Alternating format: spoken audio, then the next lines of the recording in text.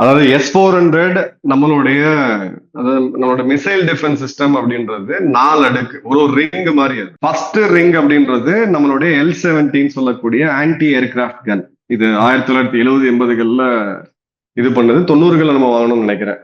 Sweden வந்து Bofors வாங்கும்போது இதையும் சேர்த்து வாங்கணும் நம்ம. இப்ப அந்த டெக்னாலஜி இந்தியாட்ட பெறப்பட்டு நம்ம இந்தியாவிலே தயாரிக்கிறோம்.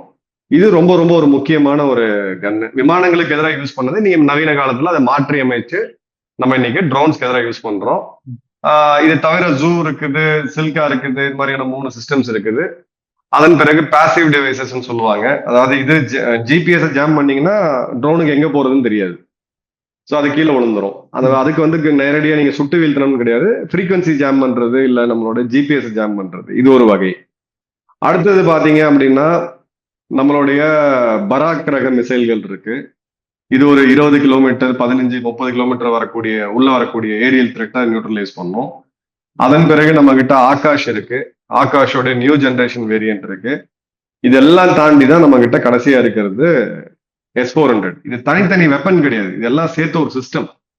ஒரு எலக்ட்ரிக் வெஹிக்கல்ல ஒரு வண்டி மட்டும் கிடையாது. வண்டி, அதோட பேட்டரி, அதோட சார்ஜிங் ஸ்டேஷனு, இந்த வண்டியில இருக்கக்கூடிய சாஃப்ட்வேர், அந்த மாதிரி இதுல மிகப்பெரிய ஒரு சாஃப்ட்வேர் இருக்குது. நான் ரொம்ப டீட்டெயிலா சொல்ல முடியாது, தேவைப்படக்கூடிய அளவுக்கு சொல்றேன் நேயர்களுக்கு.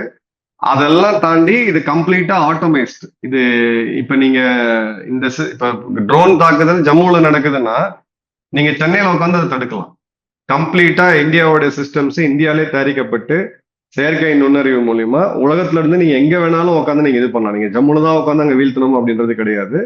அந்த கமாண்ட் போஸ்ட் கொடுக்கக்கூடியதெல்லாம் ரிசீவ் பண்ணி அந்த கன்னை ஆட்டோமேட்டிக்கா திருப்பி அதை சுட ஆரம்பிக்கும்.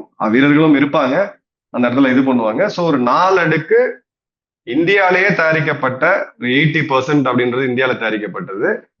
S-400 நான் அதை வந்து ஒரு நாளைக்கு ஒரு 50 விமானங்கள் ஒன்னா வருது, அணு ஆயுதங்களை ஏற்றிக்கிட்டு ஒரு 10 எடுத்துக்கிட்டு ஒரு 10 ஏவுகணைகள் வருதுன்னா அதுக்குதான் S-400.